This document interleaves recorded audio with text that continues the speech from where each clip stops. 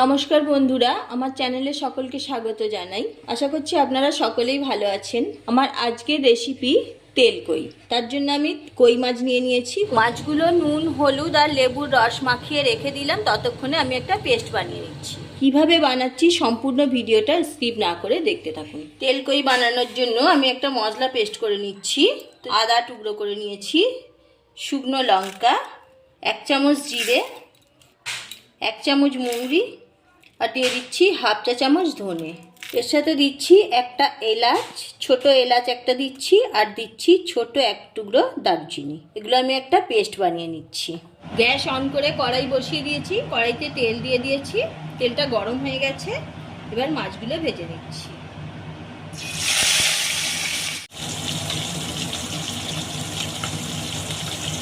মাছগুলো একবার উল্টে দিচ্ছি।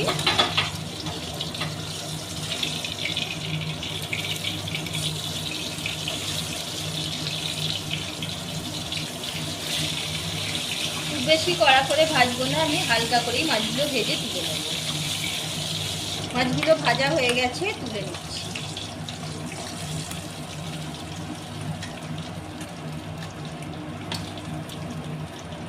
এইভাবে সবগুলো মাছ ভেজে নিচ্ছি।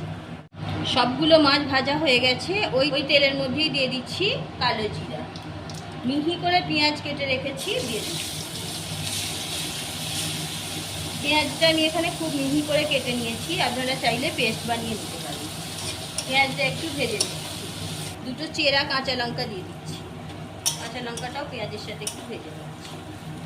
কুচি করা টমেটো দিচ্ছি। একটা বড় সাইজের টমেটো কুচি করে দিয়ে দিয়েছি। আপনারা চাইলে টমেটোটাও পেস্ট বানিয়ে নিতে পারেন। তবে আমার মনে হয় পেস্টের থেকে পেঁয়াজ টমেটো ছোট ছোট করে কুচি করে দিলে তাড়াতাড়ি ভাজাটা হয়ে যায়। পেস্ট বানালে ভাজতে একটু সময় লাগে। টমেটোগুলো নরম হয়ে গেছে আর পেঁয়াজ টমেটো ভালোভাবে ভাজা হয়ে গেছে। এবার আমি মশলার পেস্টটা বানিয়েছিলাম, সেই মশলার পেস্ট দিয়ে দিচ্ছি। ভালোভাবে কষিয়ে নিচ্ছি। দিয়ে দিচ্ছি হলুদ গুঁড়ো, কালারের জন্য দিচ্ছি কাশ্মীরি লঙ্কার গুঁড়ো। মশলার বাটিটা ধুয়ে জলটা দিয়ে দিচ্ছি। এবার ভালোভাবে কষিয়ে নেব। মশলা থেকে তেলটা ছাড়তে শুরু করেছে। আমি দিয়ে দিচ্ছি পরিমাণ মতো নুন। টেস্টের ব্যালেন্সের জন্য দিচ্ছি সামান্য পরিমাণে চিনি। আপনারা চাইলে চিনিটা নাও দিতে পারেন।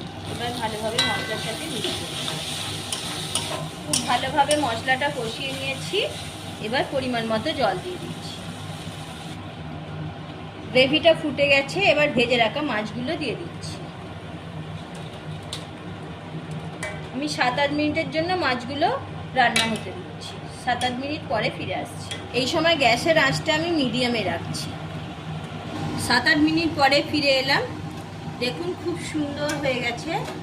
গ্রেভিটাও ঘন হয়ে গেছে আর কতটা সুন্দর দেখতে হয়েছে দেখেই বুঝতে পারছেন। আমি এবার গ্যাসটা অফ করে দিচ্ছি। বানিয়ে নিলাম তেল কই। তেল কই তো আপনারা অনেকভাবেই খেয়েছেন। এইভাবে একবার বানিয়ে দেখুন।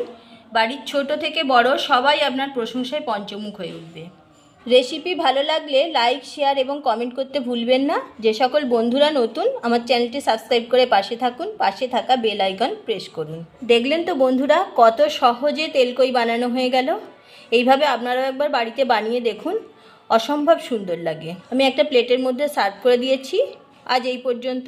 ভালো থাকুন, সুস্থ থাকুন। আবারও দেখা হচ্ছে অন্য কোনো এপিসোডে।